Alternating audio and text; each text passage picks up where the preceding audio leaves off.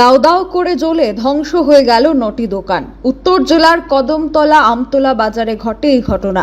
আগুনের লিলিহান শিখায় পুড়ে ছাই হয়ে যায় প্রায় 9টি দোকান। ক্ষয়ক্ষতির পরিমাণ 30 থেকে 40 লক্ষ টাকা। উত্তর ত্রিপুরা জেলার কদমতলা থানাধীন আমতলা বাজারে এই অগ্নিকাণ্ডের ঘটনা ঘটে। রাত প্রায় 2:30 নাগাদ হঠাৎ দাও দাও করে আগুন জ্বলতে দেখা যায় আমতলা বাজারের ছোটি দোকানে।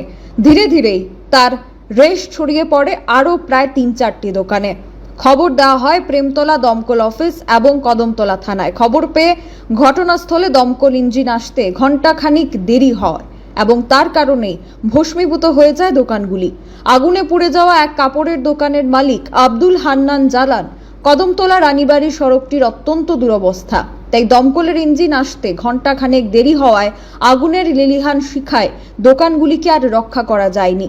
আগুনে পুড়ে ছাই হয়ে গেছে সোয়াবুদ্দিন এবং নূর উদ্দিনের দোকান, সাথে ছিল একটি সেলুন, ফার্মেসি ও একটি হোলসেলের দোকান। জানা যায় সব মিলিয়ে প্রায় 30 থেকে 40 লক্ষ টাকার ক্ষয়ক্ষতির সম্মুখীন হয়েছে দোকানিরা।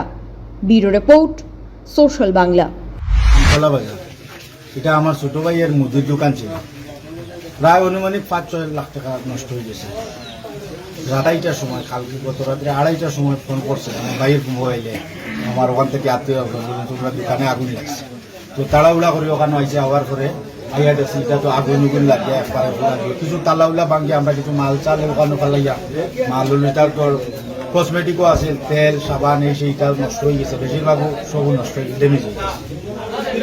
এটা পুরা করতে পারতাম না। রাত্রে 2:30টার সময় এটা তো খোয়ারই মত, তাই আমরা কিরকম করি মানুষের সময় সব মানুষ ঘুমের মতো। কিছু আমরা লেট করে নিছে ফায়ার ব্রিগেডে, প্রায় ঘন্টাখানিক ফায়ার ব্রিগেডেও লেট করছে, নাইলে কিছু মনে হয় বাঁচানি গেল না। রাস্তাও তো খারাপ, আর ফায়ার ব্রিগেড আইসে ফোন করার প্রায় ঘন্টাখানিক পরে। ও কারণে যদি ফায়ার ব্রিগেড একটু আগে আইতো তাইলে কিছু মনে হয় বাঁচল না। খারাপ ও এর লাগেও বেশি।